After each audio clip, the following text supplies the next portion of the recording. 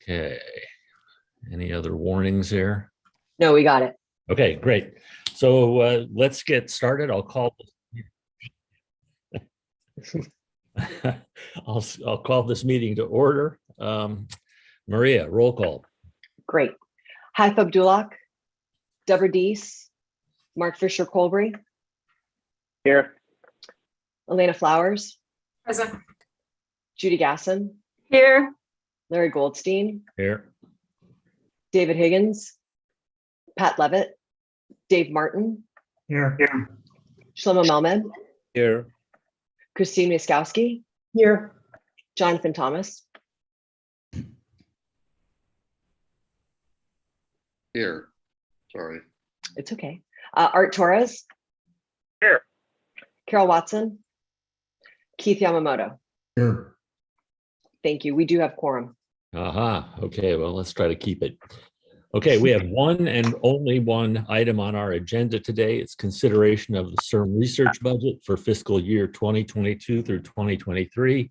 I'll hand it over to Maria Milan. Maria, please.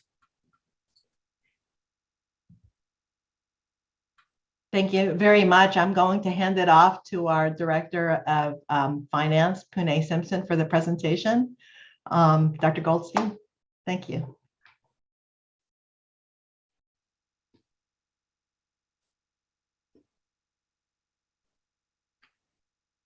Pune, you're on mute.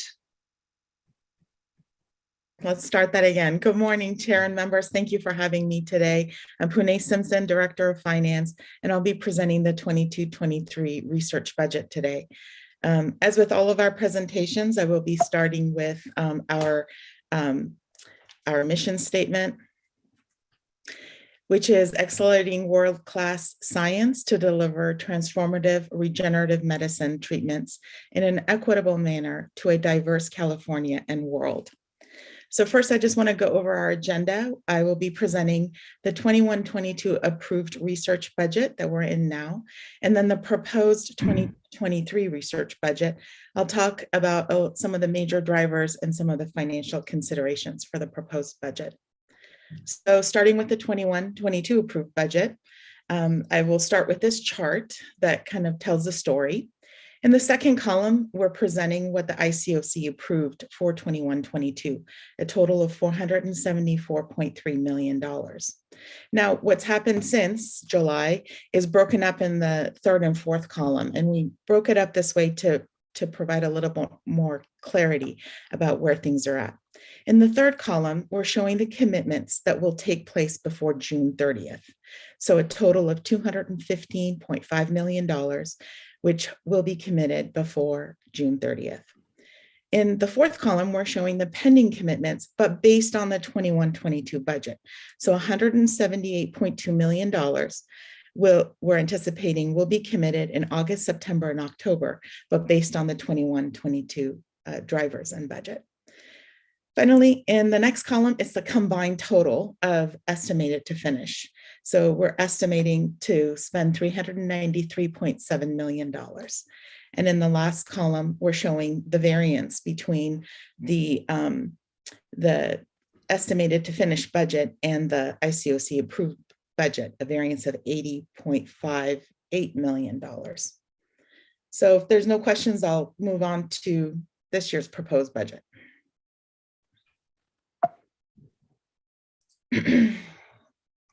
So for the 22-23 fiscal year, there's some major drivers for the research budget. We plan on having 19 GWG reviews anticipated in the 12-month period. We will continue funding the discovery, translational, and clinical pillars and continue funding conference grants under the education pillar.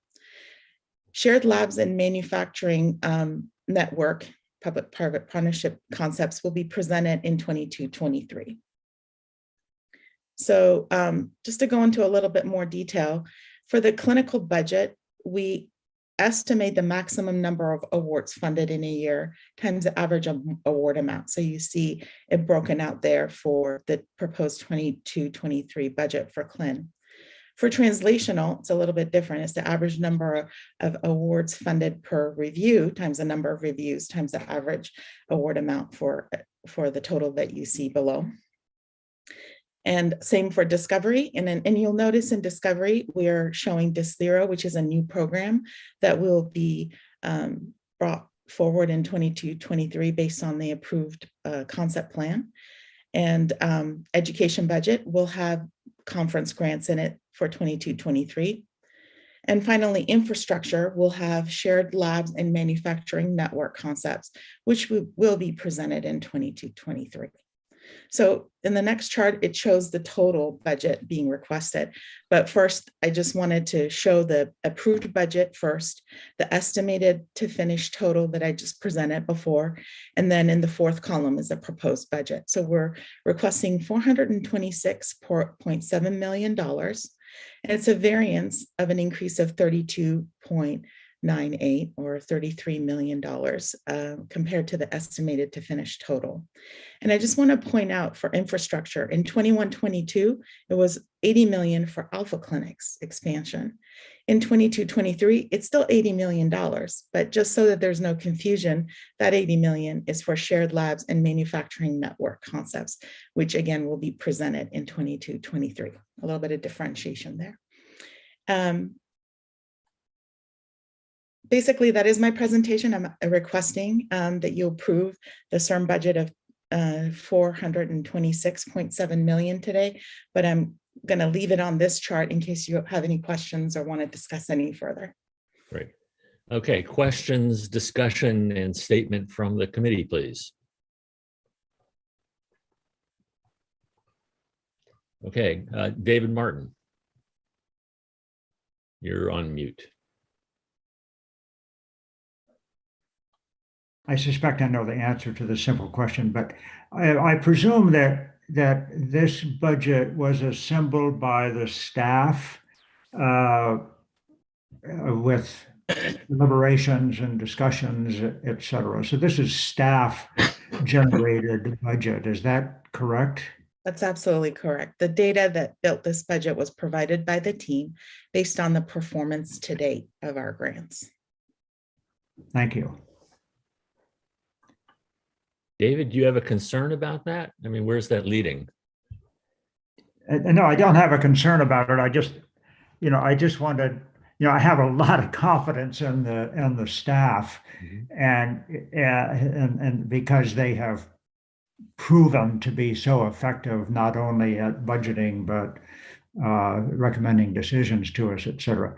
And so long as they really, this has their participation, and then I'm very happy with it. And I think it's very straightforward. I just wanted to hear Good. that commitment. Okay, nice. I'll build on that. Nice work, CIRM staff. Deborah Diaz, you have your hand up. Yes, just in looking at the education budget, I was just curious as to why such a small request this time. Did we fulfill everything in our strategic plan on education? So we had a very large commitment made in 21-22, and I will defer to Dr. Annette Aviles to discuss the details of that. Thank you, Pune. Hi, Dr. Diaz. So yes, during 21-22, we actually released the EDUC4 training programs that was corresponding to $86 million. And then we had a supplement for EDUC3, the Spark program. And then we also added $51 million to a Bridges program, the EDUC2. This year, we are just now receiving applications for the EDUC5 Compass that could be corresponding to these $58.2 million. And we are basically solidifying and restarting all the programs. So we have made an investment, but all these programs need to be managed and developed. So we are focusing on making sure that we do the ones that we released last year and the ones that we are doing this year. And also we are working on other programs that have nothing to do with education, but yeah, that's the focus and the reason. Thank you. Thank you, Rosa. Anybody else? Yes, JT. So Pune, can you go back a few slides to the current year? That one right there. Can you just explain, because it's a little confusing in the pending commitment column, why the numbers there, which aren't going to be actually approved until the next fiscal year, are attributed back to this fiscal year? So primarily the ICOC approved the budget for these particular grants in 21-22, and we had anticipated having the entire process go through this fiscal year. But due to some delays, just the ICOC approval portion or the ARS review got pushed into the next year. But the concepts have been approved this year. The funding has been approved this year. And we wanted to distinguish that from the budget we're requesting next year. Okay, thank you. I just wanted you to explain that to the subcommittee because it's a little confusing when you look at it first blush. So thanks. Thank you, JT. That's helpful. Let's see, anybody else? Okay, I get the next part. screwed up. Larry, I got a question. Yeah, go ahead. I hesitate to bring this up, but I read the blog this morning, that outside blog, and is staff prepared to respond publicly to the negative blog from this morning about our budget? I would defer to Dr. Milan on that. I didn't see it. The fact that we're not spending and we're asking for more money, even though we haven't spent money. I mean, this is a public perception which we should be proactively dispelling, unless it's true. Okay, Keith, do you want to make a point about Shlomo's Well, I was going to ask a similar question, but kind of from a different angle, which was to just have someone expand a bit on why we underspent in those two budget areas, Clin and Tran, and was it because we didn't have sufficient numbers of applications? The science was not judged to be high enough quality. So maybe just talk a bit about that, because I think that's going to be how we would be able to respond to the point that Shlomo was raising. Yeah, no, great point. Before you respond, I just got to add to that because I totally concur with that. Thank you, Keith. I'm concerned that we have more money than applications, and I think what Keith said is important in terms of I would much rather the board vote an exception to fund something great than to have a slush of money lying around where anything goes. And so I would specifically ask staff to focus on the quality aspects of Keith's question. Yeah. Maria Milan, do you want to take a crack at this? Absolutely. I'm not responding to the blog specifically, but I think very important points that were made by the board members. Pune outlined what we use as our approach to budgeting, and by design, it is intended to provide for a budget that would allow the board to fund all projects if they met the quality and rigor standards of our GWG, assuming that we had the maximum performance for clinical awards and average performance based on benchmark past performance. And so in the past year, that definitely was an overshoot, and in the relaunch, and also we are also in the midst of instituting various concept changes that the board recently approved in terms of expanding some scope and the types of awards that can be brought in. So we had decided to stay with that formula, and of course the board can always, ask, or the committee can ask us to change our approach. But we've decided to stay with that approach because we do expect an increase in applications that will meet the projections based on past performance. The reason why we would expect an increase is, number one, the increase in scope, including gene therapies and genetic research, an expanded scope that was brought to this board and approved.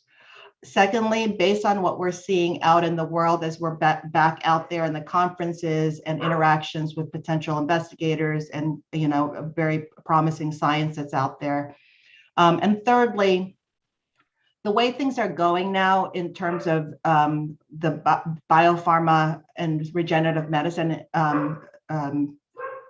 market right now, what's happening is there's a readjustment, and we are seeing that the funding for very promising programs are not as available as they have been because essentially, there was a perceived overvaluation of the market, and now it's readjusting.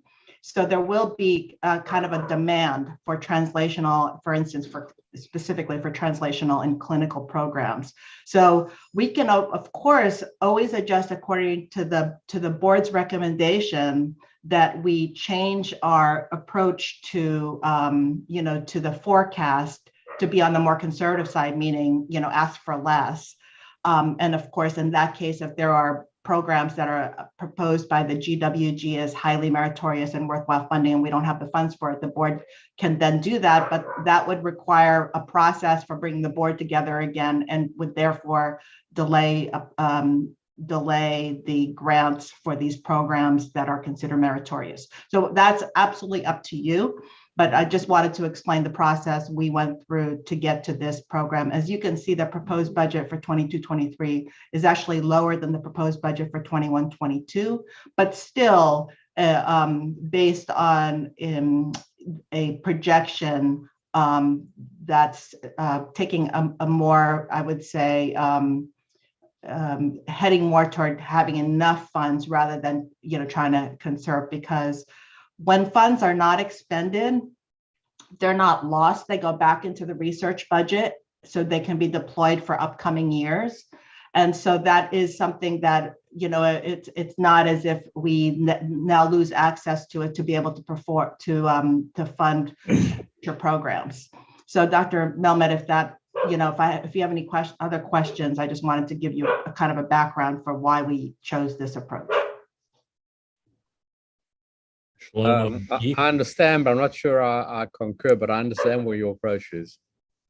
I would much rather you came back to the board and asked for more money for a very highly meritorious grant for which there was not sufficient money. I'm very nervous that I'm not nervous. I'm anxious that this will give the perception that there's a pot of money and just stick your finger in and you'll get it. So in that regard, can you say something about the success rate of applications in the three research programs? So, I'm sure there's some grant applications that come in that are not meritorious. And what you're saying is that you've tried to set the budget so that you can fund all meritorious programs, and sort of the bad optics here is that the implication is that there weren't programs that were sufficiently meritorious to expend all the money that you set. And that would be an argument for taking Shlomo's approach of having to go back to the board and say, we're overrun with fantastic programs. Can we have some more money? Dr. Yamamoto, thank you for that question. I'll defer to Dr. Zambrano, who's on the call, to talk about what the performance has been in terms of, the number of recommended programs versus what comes in for the various pillars. We do take that into account. That is part of, what we use in the projections. And if we see that there has been a trend down, we adjust for that. But I'll let Dr. Zambrano speak to that but I wanted to say that the GWG process is by nature designed to be an extremely rigorous process. It is not adjusted based on the amount that's available. The GWG is instructed to put these programs through a very rigorous process based on scientific merit and all the review criteria that are outlined. And so that's independent of how much is available. So their recommendations are not adjusted upward or downward based on available funds. I just wanted to make that distinction. So the reason that we take this approach is really for the board. So the board always has can ask us to change our approach in terms of how we budget for sure. But I would, to respond, because I do want to respond to that question, I think Dr. Sombrano's on, and he could speak to what the performance has been of the various programs that that you see here. Dr. Sombrano.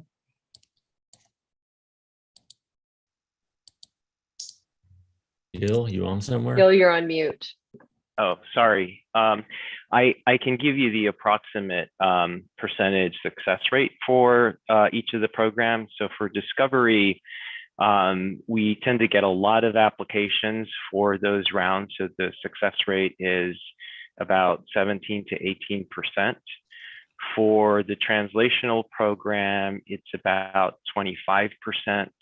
And for the clinical program, it's about 50%, usually requiring most applicants that do succeed to come in with revised applications. For education, the percentage is much higher. I mean, it can be 80 to 100%, just because those programs tend to have more of a generous overall budget, and the number of applications is relatively low. So that is an approximation of what we have. Yeah, I'll just note that this is, it's different than the NIH approach, where they fund based on how much money they have, rather than on trying to measure some absolute level of quality. I mean, they're different approaches. It seems to me they're both meritorious. I mean, I don't know that I see a problem. JT, do you want to join in this debate? I just want to respond to Shlomo's point to note that the fact that we have excess at the end of the year does not in any way mean we're compromising a single iota on quality when it comes to the projects that either, this is further to Maria's point, either the GWG recommends or the board approves. You can go back over any year where we've had a surplus at the end of the year, and you will not find a project that was recommended and approved that between the GWG and the board we didn't think was highly meritorious. So I don't want anybody to get the impression that we're compromising in the slightest on the quality of the projects that we actually approve. And in point of fact, the fact that there is a surplus speaks to that point. We're not trying to manage to what we budgeted here at all. It's a bit of an inexact science for the team to come up with the number that it's proposing. And I think that by and large, we've done a very good job, and year to year, there are different factors that enter into the variance of what was approved and what was actually spent. But we are not sacrificing the slightest in quality. So I don't want anybody to get that impression who might be listening. JD, with respect, I certainly get that, and I agree with you. I'm not saying we're sacrificing. I don't think we are at all. But for example, when we get proposals to approve in a certain category, we're always told how much money is available. Yes. And by knowing that number, how much money is available, we're subconsciously saying to ourselves, well, there is money, so well, let's fund another grant if it comes up on the borderline. If we never knew that there was more money available, I don't know how that would influence our subjective thinking. I just don't know. I think you're absolutely right in terms of quality. I don't think we are compromising quality, but to Keith's point, the optics are that we have more money than we're using. Yeah, and I think that the way that Maria and JT, both of you, have enunciated the kind of rigor with which the review process is carried out, the standards that are set and maintained all the way through, and then what we heard about the success rates in the program will demonstrate to those who have questions that we're not simply paying out every application that comes in the door, that we're applying these standards, and that we're not going to be moved to support programs that don't have that don't meet those standards. I think that that's all that really needs to be said. But I think, dissuading people of the impression that we've got all this money lying around and whoever sends in an application gets money. That'll be easy to with the numbers that Gil gave us. It'll be easy to kind of make the point that that's not true, that we set standards and maintain them. I think that's what we need to be able to say. Yeah, I think that's very sensible, Keith. I'll point out that whichever approach we use, we will get criticized for. So we might as well, do it the way we think is going to work best for the citizens of California. Yeah. Maria has enunciated very strong arguments about why this is a good approach, as has JT. I guess the question is, do we want to, move to a full-scale debate about this, or are you comfortable, Shlomo? No, I'm comfortable. I've been very reassured by the responses. Thank you. Good. Good. Anybody else want to weigh in on this topic?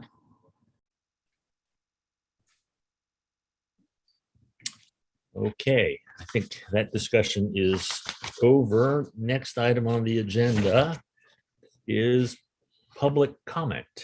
Maria, is there anybody who'd like to weigh Larry, in? we need a motion on the table to move this to the board for final adoption. Okay, do we have a motion? Move to approve. Second. Okay. Is that Art and Keith, I believe? Yeah. Yes. Yes. Great.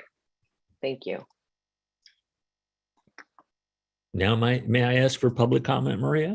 Yeah, if the board has any other comments, and then public comment.